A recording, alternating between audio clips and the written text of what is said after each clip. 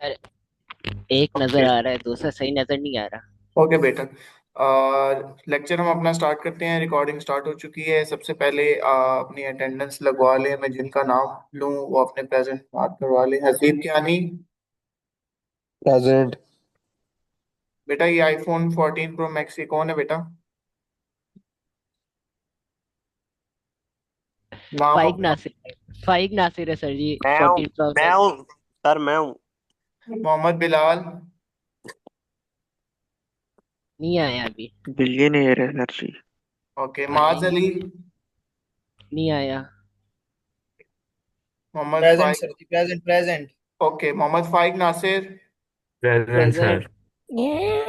Present sir. Maaz Ali. Afnan Mughal. Present. Rehan Khan. Rehan. Sir जी, ये name कैसे चेंज होगा? आईफोन लिखा आ रहा है मेरे को। बेटा ये प्रेजेंट बात सर, आप अपनी प्रेजेंट। सेटिंग से चेंज करेंगे। Sameer. Sir Rehan Khan present. Okay बेटा। समीर। Present sir. चलें चलें बेटा अपना लेक्चर स्टार्ट करते हैं। आज का हमारा सर जी लेक्चर है। मेरी नहीं लगी प्रेजेंट। बेटा मैंने लगा ली है। सर जी सर मेरी सर नहीं जी लगी मेरी है। लगा है। अब्दुल अब्दुल सर मोइज जी की। मेरी प्रेजेंट। बेटा ये अटेंडेंस साथ साथ डाउनलोड होती जा रही है, सो नो इश्यू। क्लास के एंड पे भी प्रॉपर अटेंडेंस होगी तो आप लेक्चर स्टार्ट करते हैं। हम हमारा जो लेक्चर सर है टोटल आज का। कितने क्लास होंगे? टोटल मेरा हमने कितने नाम ही नहीं क्लासेस लिखा होंगे? हुआ। हमने चैप्टर नंबर 21 कंप्लीट कर लिया था।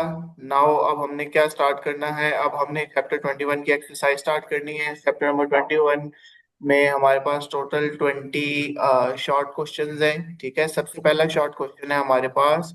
What are isotopes? What do they come in common? What are their differences? अब आइसोटोप्स क्या होते हैं बेटा? तो आप सबको पता है आइसोटॉप्स किसी भी एटम एलिमेंट के वो न्यूक्लियस होते हैं कि जिनका एटॉमिक नंबर तो सेम होता है मगर उनका मास नंबर डिफरेंट होता है। ठीक है, जैसा कि आपको पता है हाइड्रोजन के कितने आइसोटॉप्स होते हैं? 3 आइसोटॉप्स होते हैं, प्रोटियम, ड्यूटियम और ट्रिटियम। ठीक है, इन तीनों के जो आपके पास जो होते हैं एटॉमिक नंबर वो सेम होते हैं, जो कि 111 होते हैं, मगर इन तीनों के जो मास नंबर होते हैं वो डिफरेंट होते हैं। जैसे प्रोटियम का मास नंबर 1 होता है, ड्यूटियम का मास नंबर 2 होता है, ट्रिटियम का जो मास नंबर है वो 3 होता है। ठीक है, तो आइसोटॉप किसी भी एलिमेंट के वो एटम्स होते हैं कि जिनका एटॉमिक नंबर सेम रहे मगर मास नंबर डिफरेंट रहे। ठीक है, और इस सिचुएशन में उनकी जो केमिकल प्रॉपर्टीज होती हैं वो भी सेम रहती हैं। ठीक है, आइसोटॉप जो होते हैं और डिफरेंट आइसोटॉप्स उनकी जो केमिकल प्रॉपर्टीज है वो भी सेम रहती हैं। सबको समझ आ गई है पहला क्वेश्चन?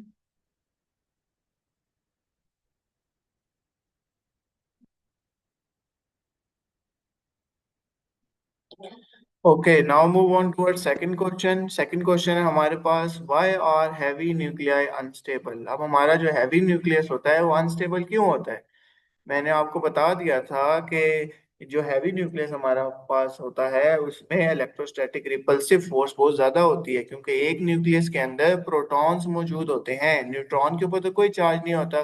तो एक हैवी न्यूक्लियस में जब इतने ज्यादा प्रोटॉन्स मौजूद होंगे और सब पे चार्ज पॉजिटिव होगा तो आपको पता है कि पॉजिटिव पॉजिटिव आपस में रिपेल करते हैं। तो जो पॉजिटिव पॉजिटिव रिपेल करेंगे तो due to electrostatic repulsive theory, इतनी ज्यादा रिपल्जन की वजह से वो जो एटम है, न्यूक्लियस है, वो टूटने की कोशिश करता है। और एटम न्यूक्लियस के अंदर कौन सी फोर्स होती है? आप सबको पता है, स्ट्रॉन्ग न्यूक्लियर फोर्स होती है। तो इतनी स्ट्रॉन्ग न्यूक्लियर फोर्स से जब एटम डिके करता है तो वो अनस्टेबल होने की कोशिश करता है, जिसको आप एक रेडियो एक्टिव भी बोलते हैं। ठीक है, तो अब समझ आ गई आपको कि हैवी न्यूक्लियर डिके क्यों करता है? इसलिए करता है कि उसके अंदर बहुत ज्यादा रिपल्सिव फोर्स होती है। तो इतनी ज्यादा रिपल्सिव फोर्स की वजह से जो एटम्स एक दूसरे पे जोर लगाते हैं तो वो जोर की वजह से टूटते हैं, अनस्टेबल, और वो रेडियो एक्टिव डिके कर जाते हैं। बात समझ आ गई? जी सर। ओके, अब तीसरा क्वेश्चन है हमारे पास, if a nucleus has a half life of 1 year. एक न्यूक्लियस है हमारे पास जिसकी हाफ लाइफ हमारे पास 1 साल है। Does this mean it will completely decay after 2 years? क्या ऐसा इसका ये मतलब है कि वो 2 साल बाद कंप्लीटली खत्म हो जाएगा? एक न्यूक्लियस है हमारे पास, उसकी जो हाफ लाइफ है वो 1 साल है, तो इसका क्या ये मतलब है कि 2 साल बाद वो कंप्लीटली खत्म हो जाएगा? नहीं, इसका ये मतलब नहीं है।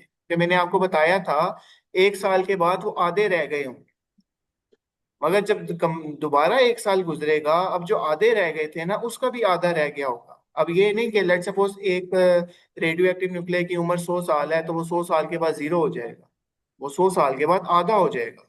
वो जब दोबारा 100 साल गुजरेंगे दोबारा आधा नहीं होगा, अब जो 50 रह गए थे उस 50 का आधा हो जाएगा 25, फिर दोबारा 100 साल बाद वो 25 का भी आधा 12.5, इसी तरह 7। ठीक है, तो ये कभी भी खत्म नहीं हो सकते। बात समझ आ गई? तो जीरो कभी भी डिके नहीं होता, वो हाफ हाफ होते जाते हैं। ठीक है,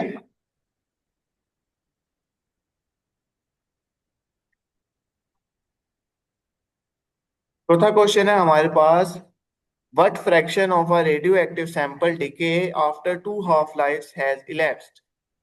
जब 2 half-life गुजर जाती हैं तो कितना रेडियो एक्टिव सैंपल रह चुका होता है? सिंपल सा क्वेश्चन है। तो आपको पता है 2 half-life के बाद 75% रेडियो एक्टिव सैंपल जो है वो रह गया होता है। ठीक है, आफ्टर 2 half-life 75% को आप 3/4 भी बोल सकते हैं, यानी चौथा हिस्सा, तीसरा हिस्सा, एक पूरी चीज का तीसरा हिस्सा डिके हो चुका होता है। सिर्फ रह कितना गया होता है? सवा हिस्सा रह गया होता है, जिसको सवा को आप सबको पता है क्या बोलते हैं? 1/4। ठीक है, सो सेकेंड हाफ लाइफ के बाद सिर्फ सवा हिस्सा यानी 1/4 यानी 25% रह चुका होता है, बाकी 75% जो आपके पास है वो डिके हो चुका होता है। बात समझ आ गई? इन 4 क्वेश्चंस में से किसी बच्चे का कोई क्वेश्चन है तो बेटा पूछ लें। Okay, if there is no question, let's move on towards our second problem. Next question. Question number 21.5 देखें। Since Earth is 5 billion years old, Earth आपको पता है हमारी जो दुनिया है वो कितने साल पुरानी है? 5 बिलियन ईयर्स गुजर चुके हैं। ठीक है, how can we still find a radium 226? हम अभी भी कैसे रेडियम 226 को ढूंढ सकते हैं? क्या कोई ऐसा चांस है हमारे पास कि हम रेडियम 226 को ढूंढ सकें अभी भी? और हमें पता है कि रेडियम 226 की जो हाफ लाइफ है वो कितनी है? किसी को पता है रेडियम 226 की हाफ लाइफ कितनी है? रेडियम 226 की जो हाफ लाइफ होती है हमारे पास, वो होती है हमारे पास 1,600 ईयर्स। ठीक है, तो कह रहे हैं कि हमारी अर्थ जो 5 साल पुरानी है, कि क्या हम स्टिल अभी भी रेडियम को क्या ढूंढ सकते हैं? तो क्या हमारे पास कोई ऐसी पॉसिबिलिटी है कि हम रेडियम का मॉलिक्यूल अभी भी तलाश कर सकें? तो आपको पता है क्योंकि रेडियम की जो हाफ लाइफ है वो 1600 ईयर्स है, इतनी ज्यादा। तो 1600 ईयर्स के बाद वो आधा रह चुका होगा, मजीद जब 16 साल गुजरेंगे, 1600 साल गुजरेंगे, मजीद वो आधा रह चुका होगा, क्योंकि ये एक रेडियो एक्टिव एलिमेंट है। हमें पता है कि रेडियम किस में डिके करता है? यूरेनियम में डिके करता है। और तो यूरेनियम आगे किस में जाके डिके करता है? वो आगे डिके करता है थोरियम में। ठीक है, तो जब रेडियम आपका यूरेनियम में डिके करेगा, इसी तरह यूरेनियम आगे थोरियम में डिके करेगा, तो ये तो हाफ लाइफ आगे चलता जाएगा, तो ये कभी भी कंप्लीटली खत्म नहीं होगा। बेशक 5 बिलियन साल गुजर गए हैं, मगर स्टिल अभी भी हम क्या इन रेडियो एक्टिव एलिमेंट्स को हासिल कर सकते हैं। ठीक है, क्योंकि हमारी जो अर्थ की एज है वो उसके अंदर ये लाई कर रहे हैं। तो इसका आंसर है यस, आप अभी भी रेडियम 226 के मॉलिक्यूल्स को नेचर में अभी भी तलाश कर सकते हैं। बात समझ आ गई सबको? सर ये वाला क्वेश्चन समझ नहीं आया। नहीं समझ आया? बेटा वो बेसिकली ये कह रहा है कि हमारी जो अर्थ है वो 5 बिलियन साल पुरानी है, तो क्या 5 बिलियन साल गुजर गए हैं हमारी अर्थ को, क्या अभी भी हम अपनी अर्थ पे एक रेडियम, हमारे पास एक एलिमेंट है, क्या अभी भी हम उसको ढूंढ सकते हैं, तलाश कर सकते हैं? क्योंकि 1600 साल बाद कहाँ 1600 साल और कहाँ 5 बिलियन साल, 1600 साल बाद तो रेडियम की हाफ लाइफ है, वो आधे रह चुके होंगे, मजीद 1600 साल गुजरेंगे वो मजीद आधे रह चुके होंगे। तो आधे आधे आधे रह के ये 1%, 0.25%, 0.000%, ठीक है, इतने ज्यादा कम होते जाएंगे। मगर आपको पता है ये कंप्लीटली रेडियो एक्टिव एलिमेंट कभी भी जीरो नहीं होता। तो अगर रेडियो एक्टिव एलिमेंट जीरो नहीं होता, इसका मतलब नेचर में अभी भी रेडियम एग्जिस्ट करता है, हम उसको ढूंढ सकते हैं, तो सिंपल सी बात है, ठीक है, समझ आ गई? जी सर। ओके, जी सर, आ तो गई समझ। 6 क्वेश्चन के ऊपर जाते हैं। Describe a brief account of the interaction of various types of radiation with matter. अब हमने बताना है कि वेरियस टाइप ऑफ इंटरेक्शन हमारे मैटर के साथ कैसे होते हैं। तो ये तो हमने डिटेल में टॉपिक में पढ़ लिया था, आपको पता है। हमने अल्फा इंटरेक्शन भी मैटर के साथ पढ़ा था, बीटा इंटरेक्शन भी मैटर के साथ पढ़ा था, इसी तरह गैमा इंटरेक्शन भी मैटर के साथ पढ़ा था। तो ये शॉर्ट क्वेश्चन में यही बता रहा है कि किस किस तरह के इंटरेक्शन आपके मैटर के साथ हो सकते हैं। तो आपके मैटर के साथ एक तो फिजिकल पार्टिकल इंटरेक्ट कर सकता है, ठीक है, जिसको आप अल्फा डीके कहते हैं। दूसरा आपके पास बीटा पार्टिकल भी इंटरेक्ट कर सकता है, जिसको आप बीटा डीके कहते हैं। और तीसरा आपके पास गैमा रे भी आपके पास डिटेक्ट हो सकती है, इंटरेक्ट हो सकती है, जिसको आप गैमा डीके कहते हैं, ठीक है। और गैमा डीके में 3 तरह के फिनोमेना होते हैं, आपको पता है। Photo electric effect, Compton effect और पेयर प्रोडक्शन, ठीक है। ये 3 इफेक्ट किस में होते हैं? आपके पास गैमा डीके में, ठीक है। और अल्फा डीके में आपको पता है एटम्स आयोनाइज हो जाता है, और बीटा डीके में आपको पता है लेस आयोनाइजेशन होती है, मगर जो पेनिट्रेटिंग होती है वो अल्फा से ज्यादा होती है। मगर जो गैमा रे होती है ये हाईएस्ट पेनिट्रेटिंग होती है, ये सबसे ज्यादा पेनिट्रेट करने की ताकत रखती है। और गैमा डीके की इंटरेक्ट किसके थ्रू होता है? आपको 3 एप्लीकेशंस पता है, जो कि हमने चैप्टर नंबर 19 में पढ़ी थी डिटेल में, लॉन्ग क्वेश्चन के जरिए से। Photo electric effect, Compton effect और पेयर प्रोडक्शन, ठीक है। समझ आ गया क्वेश्चन? Yes okay, sir. जी सर, आ नेक्स्ट गई है। क्वेश्चन के ऊपर मूव करते हैं। नेक्स्ट क्वेश्चन हमारे पास है 7। Explain how sir alpha and attendance beta कब होगी? पार्टिकल्स में ionize the atom without directly hitting the electron. Alpha beta particle किस तरह एटम को आयनाइज करेगा उसको डायरेक्ट हिट किए बगैर? तो वो एटम को आयनाइज करता है थ्रू इलेक्ट्रोस्टैटिक इंटरेक्शन। मैंने आपको बताया था एटम के अंदर प्रोटॉन्स होते हैं और प्रोटॉन्स पे पॉजिटिवली चार्ज होते हैं। तो अगर प्रोटॉन पे पॉजिटिवली चार्ज होते हैं तो उनके अंदर रिपल्सिव फोर्स होती है बहुत ज्यादा, ठीक है। तो उस रिपल्सिव फोर्स की वजह से वो जो एटम्स हैं वो आयोनाइज कर देते हैं, ठीक है। They ionise atoms through electrostatic interaction. The positive alpha, आपको पता है अल्फा पार्टिकल पे कौन सा चार्ज होता है? पॉजिटिव। इसी तरह बीटा पार्टिकल पे कौन सा चार्ज होता है? आपको पता है, नेगेटिव। और गैमा पार्टिकल पे कौन सा चार्ज होता है आपके पास? न्यूट्रल। गैमा पार्टिकल आपका कोई चार्ज नहीं होता आपके पास, ठीक है। तो ये सिंपल सा आपके पास क्वेश्चन था कि वो डायरेक्ट उसको हिट किए बगैर भी आयोनाइज कर सकता है। क्यों? क्योंकि जो एक एटम है उसके ऊपर इलेक्ट्रोस्टैटिक रिपल्सिव फोर्स होती है, वो फोर्स आपस में इंटरेक्ट करके भी उस मॉलिक्यूल को आयोनाइज कर सकती है, ठीक है। सिंपल सी बात, समझ आ गई? जी सर। 8वां क्वेश्चन है हमारे पास। A particle which produces more ionisation is still penetrating, why? अगर एक पार्टिकल आपके पास ऐसा मौजूद है जो कि मोर आयोनाइज हो, वो लेस पेनिट्रेटिंग क्यों होता है? पहले इसको समझने की जरूरत है। आयनाइजेशन क्या होता है? आयनाइजेशन आपको पता है क्या होता है? आयनाइजेशन होता है किसी भी एटम से इलेक्ट्रॉन को रिमूव करने को आयनाइजेशन बोलते हैं, ठीक है। तो किसी भी एटम से इलेक्ट्रॉन को निकाल देना, इसको आयनाइजेशन बोलते हैं। और पेनिट्रेटिंग आपके पास क्या होता है? पेनिट्रेटिंग आपके पास होता है कि एक रेडिएशन किसी भी न्यूक्लियस के अंदर कितनी पास थ्रू होती है, कितनी उसके अंदर जाती है, कितनी उसके अंदर से गुजरती है, इसको पेनिट्रेशन कहते हैं। तो कोई पार्टिकल जो कि मोर आयनाइज होता है वो लेस पेनिट्रेटिंग होता है, क्योंकि वो इलेक्ट्रॉन्स को ज्यादा निकालता है अंदर से। जब वो इलेक्ट्रॉन्स को ज्यादा निकालता है किसी भी एटम के अंदर से, तो उसके अंदर ज्यादा पेनिट्रेट करने की जो सलाहियत है वो कम हो जाती है। तो अगर एक एटम की आयनाइजेशन पावर ज्यादा है तो आप कहेंगे कि उसकी पेनिट्रेटिंग पावर कम होगी, ठीक है। जैसा कि आपको पता है कि सबसे ज्यादा आयनाइजेशन किसकी होती है? अल्फा पार्टिकल की होती है आपके पास, ठीक है। अल्फा पार्टिकल की जो आयनाइजेशन है वो सबसे ज्यादा होती है आपके पास।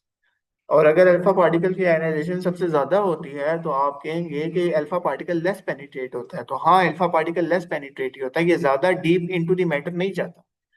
जो सबसे ज्यादा डीप इनटू द मैटर जाता है वो गैमा जाता है, क्योंकि गैमा की जो पेनिट्रेटिंग पावर है वो सबसे ज्यादा होती है। और अगर उसकी पेनिट्रेटिंग पावर सबसे ज्यादा होती है तो इसका मतलब गैमा रेडिएशन जो है वो सबसे कम आयनाइजेशन करेगी। बात समझ आ गई? इनवर्स रिलेशन है पेनिट्रेशन का, आयनाइजेशन के साथ इनवर्स रिलेशन है। जो डीके ज्यादा आयनाइज करेगी वो कम पेनिट्रेट करेगी, और जो ज्यादा पेनिट्रेट करेगी वो कम आयनाइज करेगी। बात समझ आ गई सबको?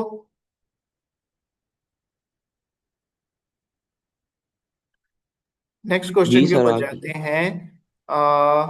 What information is revealed by the length and shape of track in Wilson cloud chamber. आपको पता है हमने तीन तरह के चैम्बर पढ़े थे, Wilson cloud chamber, Geiger Muller counter और सॉलिड स्टेट डिटेक्टर। ये तीन तरह के चैम्बर हमने पढ़े थे। वो कह रहा था, अब इस क्वेश्चन में वो आपसे कह रहा है कि विलियन क्लाउड चैम्बर जो आपने एक रेडिएशन डिटेक्टर पढ़ा था, इसमें आपको फाइनल रिजल्ट्स कंक्लूजन क्या मिले थे आपको। ठीक है, इसमें आपको क्या कंक्लूजन मिले। तो इसमें आपको कंक्लूजन जो मिले थे वो आपको मैंने टॉपिक भी करवाया था कि जो आपके पास लेंथ इंडिकेट कर रही थी वो बेसिकली पार्टिकल की एनर्जी के बारे में बता रही थी। आपको मैंने बोर्ड पे छोटी सी डायग्राम भी बनाई थी, इस तरह की लाइंस बनाई थी। एक कोई मोटी लाइंस थी, कुछ पतली लाइंस थी, कुछ लाइंस सीधी जा रही थी, कुछ टेढ़ी मेढ़ी जा रही थी और कुछ बिल्कुल ही रैंडम जा रही थी। ठीक है, तो वो जो लाइंस बेसिकली हैं वो क्या इंडिकेट कर रही थी, वो इंडिकेट कर रही थी उन पार्टिकल्स की एनर्जी को, उन पार्टिकल्स की रेंज को। मगर जो आपको थिकनेस बता रही थी और उसकी शेप बता रही थी वो पार्टिकल्स के चार्ज, मास और आयनाइजेशन पावर के बारे में बता रही थी।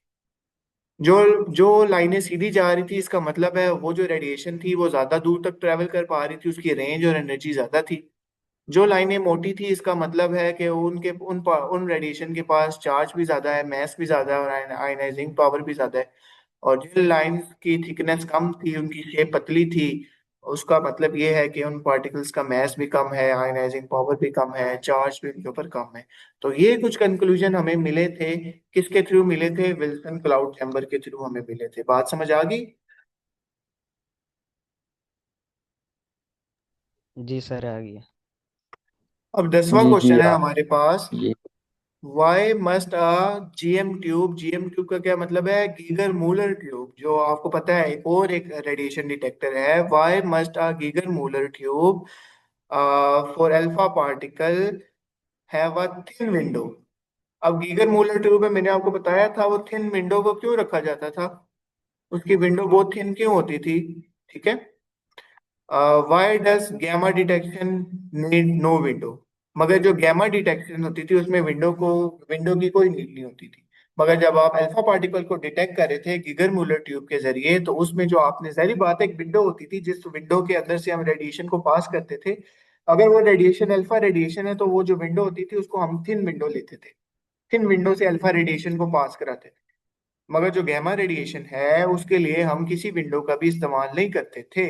ऐसा क्यों है? तो इसका आपने आंसर देना है। इसका आंसर बहुत इजी है। आपको पता है कि जो अल्फा पार्टिकल होती है उसकी पेनिट्रेटिंग पावर बहुत ही ज्यादा कम होती है, और डेट्स वाई हमने एक थिन ग्लास विंडो रखी थी वहां पे। ठीक है, कि डिफरेंट वायर की रेडिएशन अंदर ना आए और अंदर जो अल्फा पार्टिकल की रेडिएशन पड़ी हुई है वो डिस्टर्ब ना हो। बात समझ आ रही है ना मेरी?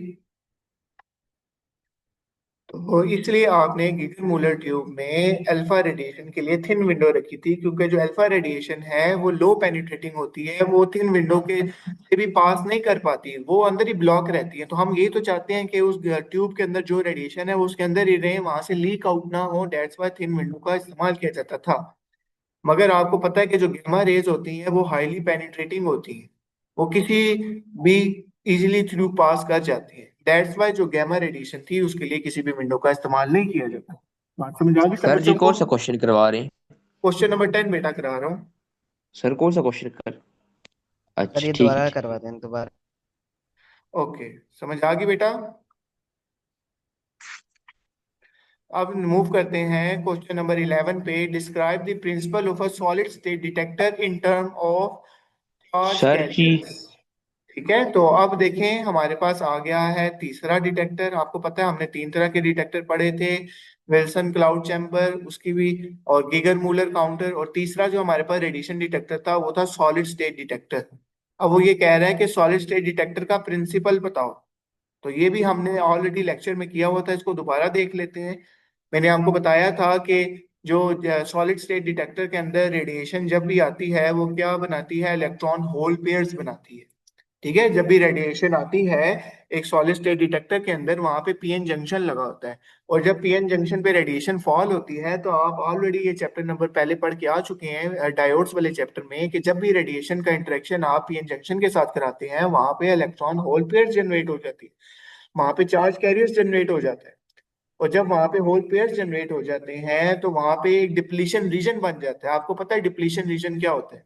अगर आपका डिप्लीशन रीजन बहुत ही छोटा है तो आपका करंट पास करेगा, और अगर आपका डिप्लीशन रीजन बड़ा है तो करंट पास नहीं करेगा। ठीक है। वही जो आपके तो इलेक्ट्रॉन सर होल जी पेयर मीटिंग का जन। पासवर्ड क्या जी बेटा। है? मीटिंग का पासवर्ड क्या है? बेटा लिंक शेयर किया गया, वहां से ज्वाइन कर ले। ये वहां से नहीं हो रहा सर जी, वो लिखा रहा है इंटर मीटिंग पासकोड। लिंक को दोबारा चेक करें, मैंने दोबारा शेयर किया है, वहां पे वो ज्वाइन करें। सर जी इसका पास कोड है Z545GX। जेड बड़ा है? Z छोटा है। अच्छा, Z54 5G बड़ा है फिर X छोटा। 5, फिर से 5 है, Z54 5 हाँ जी। G बड़ा है फिर X छोटा है। G बड़ा है X छोटा है। ठीक है, ओके ओके, ज्वाइन मीटिंग के सर जी, मेरी उठा लें। ओके बेटा, नेक्स्ट है हमारे पास what do we meant by term critical mass. अब क्रिटिकल मैस क्या होता है आपके पास? ये भी बहुत इंपॉर्टेंट चीज थी जो कि मैंने आपको बताई थी। हमने एक रिएक्शन किया था क्रिटिकल, वो मिनिमम मैस जो कि किसी भी फिशन रिएक्शन को चाहिए होता है न्यूक्लियर चेन रिएक्शन सस्टेन रखने के लिए, उसको कहा जाता है क्रिटिकल मैस।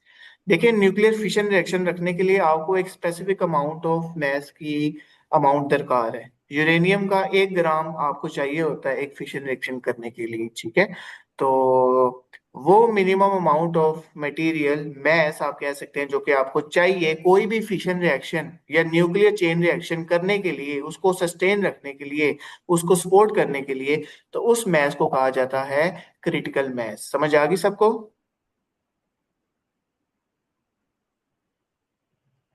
जी सर, आ गई। जी सर आ गई। ओके। ओके सर जी। सर जी इधर से मैं लीव कर रहा हूँ, वो दूसरी डिवाइस से आऊंगा तो उधर से मेरी उठा लें रिक्वेस्ट। ओके बेटा। नेक्स्ट क्वेश्चन है हमारे पास, describe the advantages and disadvantages of a nuclear power versus fossil fuels. अब आपने एडवांटेजेस बताने हैं और डिसएडवांटेजेस बताने हैं न्यूक्लियर पावर फॉसिल फ्यूल के। ठीक है। तो न्यूक्लियर पावर आपको पता है क्या होता है, जो कि हाईली एफिशिएंट होता है, जहाँ पे न्यूक्लियर रेडिएशंस को बनाया जाता है। ठीक है, न्यूक्लियर चीजों का इस्तेमाल किया जाता है, और ये कार्बन फ्री होता है। जाहिर बात है हमने कार्बन फ्री बनाना है। क्यों ऐसा बनाना है आपने, किसी को आइडिया है? क्योंकि कार्बन जब आपके एटमॉस्फेयर में जाएगी तो उसको पोल्यूट।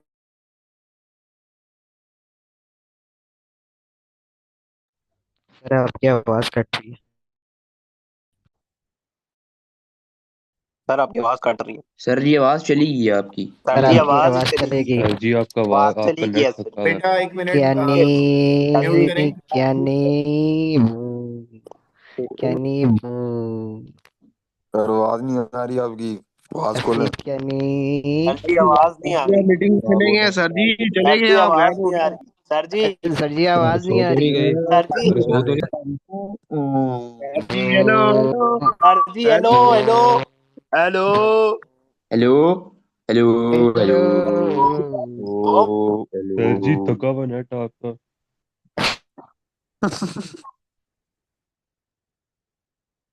ओए क्या नहीं कैमरा खोल। क्या नहीं कैमरा खोल। ये ले खोल दिया। सर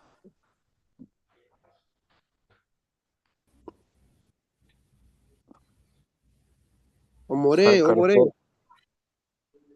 सुना पट्टी। सी मोरे कैसा है, सुना। नसीबे मैं तुम हो रहा है। ठीक ओए ये तेरी। ओए फाइक भी है इसमें, फाइक किधर है? हाँ बोल के। सर आवाज नहीं आ रही आपकी, और म्यूट ना करें मुझे। सर ने म्यूट किया यार वो तो। सन ने अपना माइक म्यूट कर दिया है। ओए सर भी है। एक कप चाय पी रहे हैं।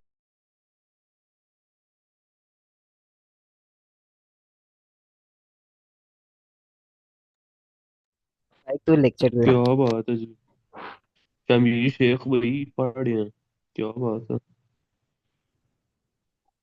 मैं तीनों तू लगता है मैं बेटा पढ़ूंगा। क्या बात है जी। सर करो पहले बोल जी सर बेटा, लगता हम बात नेक्स्ट सुन लो। क्वेश्चन पे थे। सर जी व्हाट आपका नेट ही फैक्टर्स नहीं चल मेक रहा सर। सर आपका किधर नेट चले नहीं गए चल थे? रहा। सर आपका सर नेट जी नहीं चल रहा। Sir ji what factors make a fission reaction more difficult to achieve? तो सर जी आपको पता बिलावल है की फिशन रिक्वेस्ट रिएक्शन उठाएं। अचीव करने के लिए सर कौन सा आपके सर पास सर आवाज नहीं ठीक आ रही आपकी। बेटा आप अपनी चैट्स म्यूट कर दें। सर बिलावल की रिक्वेस्ट उठाए, वो आना चाह रहे क्लास में, आप उसको क्लास में नहीं आने दे रहे। सर आवाज ठीक नहीं आ रही लेकिन मैं तो आपकी। आ सर चुका हूँ। आपकी आवाज कट रही है। यार मुझे तो सर आपकी रियान बात मैसेज कट कर रहा है कि आप नहीं बेटा आए। आप सब अपने माइक्स म्यूट कर दें, मैं चेक कर मैं लेता हूँ। अभी अभी आया हूँ। सर आप यार ये सबके तो म्यूट बहुत कर अच्छी सकते हैं, बात आपके है। पास सिक्योरिटी है। सर आप सर आपकी नेक्स्ट है आवाज। आपके पास discuss advantages of fission power regarding safety pollution and resources. Basically अब देखें इसके क्या रिसोर्सेज हैं आपके पास फिशन प्रोड्यूस करने के। तो आपको पता है फिशन रिएक्शन जो प्रोड्यूस होता है इससे ग्रीन हाउस गैसेज इमिट होती हैं। अब ग्रीन हाउस गैसेज क्या होती हैं? जो कि आपके उसको पोल्यूट कर रही हैं, ठीक है, एटमोसफेयर को पोल्यूट कर रही हैं। और अगर ये हम फिशन ज्यादा रिएक्शन करेंगे अपने घरों के आसपास तो वहां से बहुत ज्यादा जहरीली गैसेज इमिट होंगी जो कि हमारे एटमॉस्फेयर को पोल्यूट करेंगी। बात समझ आ गई? तो ये एक बहुत ही डिसएडवांटेज है हमारे पास। ठीक है। नेक्स्ट है हमारे पास बैकग्राउंड रेडिएशन। अब हमारे पास बैकग्राउंड रेडिएशन क्या होती है? ये भी मैंने आपको लेक्चर में बताया था कि बैकग्राउंड रेडिएशन हमारे पास वो रेडिएशन होती है जो कि आसमान से आ रही हो। और आसमान से आने वाली रेडिएशन को कौन सी रेडिएशंस कहा जाता है? बारिश हो रही है बैक। Cosmic radiations. ठीक है, कॉस्मिक रेडिएशंस। तो बैकग्राउंड रेडिएशंस का दूसरा नाम है आपके पास कॉस्मिक रेडिएशंस। और ये कहाँ से आ रही होती हैं? ये सर आपके कॉस्मिक पास रेडिएशन दोबारा पढ़ा दें। कॉस्मिक सर रेडिएशंस बेटा कॉस्मिक वो रेडिएशंस होती हैं रेडिएशन जो दोबारा आउटर स्पेस से आ समझा रही दें। होती हैं आपके पास। ठीक है, आसमान से स्पेस से जो भी रेडिएशन आपके पास आ रही है उनको कॉस्मिक रेडिएशंस बोला जाता है और उनको बैकग्राउंड रेडिएशंस भी बोला जाता है। ठीक है। नेक्स्ट क्वेश्चन है आपके पास, इफ समवन ये swallow an radiation alpha type होती पार्टिकल है। And beta source which is more dangerous. देखें वो आपको कह रहा है अगर आप अल्फा पार्टिकल खा लें या बीटा पार्टिकल खा लें तो इन दोनों में से कौन सा ज्यादा नुकसान देगा आपको? बेटा श्याम ये मार्कर बंद कर दें। तो अगर आप अल्फा पार्टिकल या बीटा पार्टिकल इन दोनों में से किसी को भी स्वेलो कर सर लें, आपकी खा आवाज लें, कट तो रही है। ज्यादा डेंजरस कौन सा होगा आपके पास? सर आपकी आवाज कट रही है। ओके, तो जो अल्फा सर आपकी पार्टिकल आपके आवाज कट। पास, ओके, तो अल्फा पार्टिकल जो आपके पास होगा वो ज्यादा डेंजरस होगा। क्यों? क्योंकि जो आपके पास उसकी जो डेंजरस है मैसिव बॉडी, वो आपकी बॉडी को आयनाइज कर देगा क्योंकि अल्फा पार्टिकल की जो आयनाइजेशन पावर है वो ज्यादा है। वो आपकी बॉडी में जब जाएगा तो आपकी बॉडी में नुकसान करेगा। ठीक सर है, समझ आ गई? तो दैट्स वाई अल्फा पार्टिकल सरमाद। ज्यादा। सर जी आपकी आवाज कट रही है। ओके बेटा, ये मेरे ख्याल सर से जरा आपका लाइक इंटरनेट बहुत इशू कर रहा है। कॉलेज में इंटरनेट बेटा आज थोड़ा सा वीक है तो इसको बेटा रेहान ये टेक्स्ट इसको रिमूव कर दें बेटा।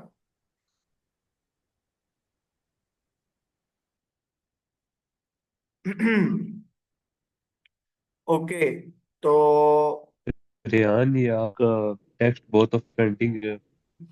नेक्स्ट क्वेश्चन है हमारे पास, क्वेश्चन नंबर अस्सलाम sir, 18। Ali sir Rehan. Present. Sir जी रेहान मीटिंग इधर आईडी से बता पेश दें। आया करो यार, सर जी इज्जत से मीटिंग पेश आईडी आया बता करो। दें। जी मीटिंग आईडी।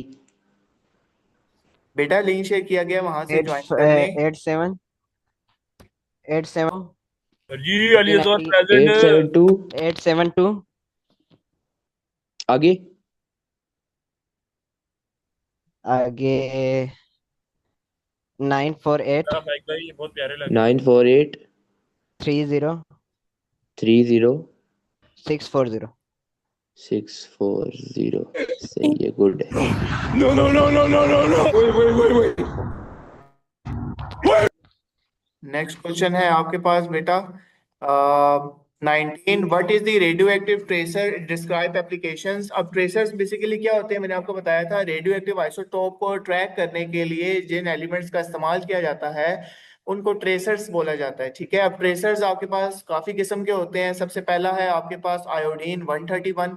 ये भी आपके पास एक ट्रेसर है जिससे आप रेडियो एक्टिव रेडिएशन या आइसोटोप को डिटेक्ट कर सकते हैं। और ये कहाँ पे इस्तेमाल किया जाता है? थायराइड में, यानी गले में कोई रेडिएशन आपका मेडिकल इसको लिंक करने के लिए जो रेडियो एक्टिव आइसोटोप का इस्तेमाल किया जाता है वो आयोडीन 131 का इस्तेमाल किया जाता है। ये आप पे एमसीक्यूज भी आता है। नेक्स्ट है आपके पास फास्फोरस 32। ये भी किस लिए इस्तेमाल किया जाता है? ये प्लांट्स की ग्रोथ के लिए इस्तेमाल किया जाता है एग्रीकल्चर में। ठीक है, अनदर टाइप आपके पास और भी किस्म के होते हैं जो कि इंडस्ट्री में लीक डिटेक्शन के लिए, जहाँ पे रेडिएशंस लीक हो रही हो तो वहां पे भी इनका इस्तेमाल किया जाता है। बात समझ आ गई सबको? जी सर। लास्ट क्वेश्चन है हमारे पास, how can radio active help in treatment of yes cancer? Sir अब समझ आ कैंसर को गया। क्योर करने के लिए रेडियो एक्टिव मटेरियल का किस तरह से इस्तेमाल किया जाता है? तो आपको पता है कि जो हमारे पास रेडियो एक्टिव होते हैं वो हाई एनर्जी रेडिएशंस होती हैं। और जो हमारे पास हाई एनर्जी रेडिएशंस में कौन कौन सी होती हैं आपको पता है? गैमा रेज होती हैं। और गैमा रेज का जो सबसे इंपॉर्टेंट हमारे पास एलिमेंट है वो है कोबाल्ट 60। कोबाल्ट 60 जो कि एक गैमा रेडिएशन इमिट करता है, उसको क्या किया जाता है मेडिकल में? कैंसरस सेल्स पे फोकस कराया जाता है। जब उसको फोकस कराया जाता है तो वो ट्यूमर को किल कर देता है। ठीक है, ट्यूमर क्या होता है? वही कैंसरस सेल को ट्यूमर कहते हैं। इस प्रोसेस को रेडियोथेरेपी कहा जाता है। तो मेडिकल में इस कोबाल्ट 60 का इस्तेमाल किया जाता है कैंसर को क्योर करने के लिए। समझ आ गई बेटा? जी सर आ गया, 2 मिनट रह गए।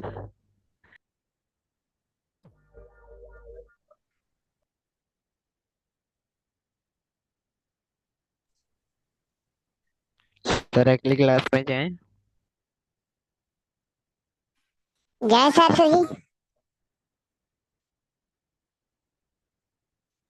अली जय सर जी। अली सर जी सर जी जाए अटेंडेंस सर जी। लगा दे। Hello hello. Sir Ali attendance लगा दे। जी यानी अली आया है सर ये पे। डिस्कॉर्ड अली कौन आया है। सर जी ये डिस्कॉर्ड अटेंडेंस से कौन लगा ज्वाइन दे। करता है?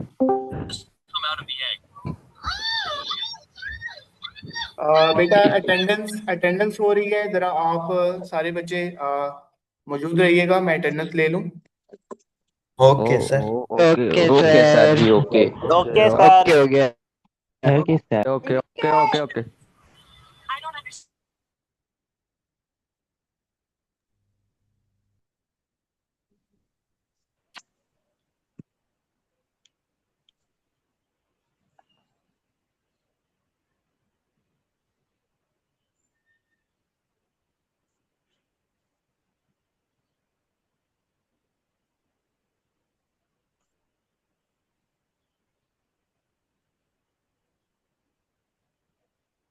हेलो सर जी आवाज नहीं आ रही। सर आपकी आवाज नहीं अटेंडेंस आ हो रही। रही है, खोटी क्लास हो में गई है, मौजूद रहिएगा, खोटी। अटेंडेंस मार्क हो रही है। हेलो सर जी आवाज आ रही है? सर आप बोले, नाम बोले नहीं हम। आ रही आवाज। और नहीं यार। भैया आप सर को बोलने तो दो यार। अली बोल दिया, अली ने बोल दिया।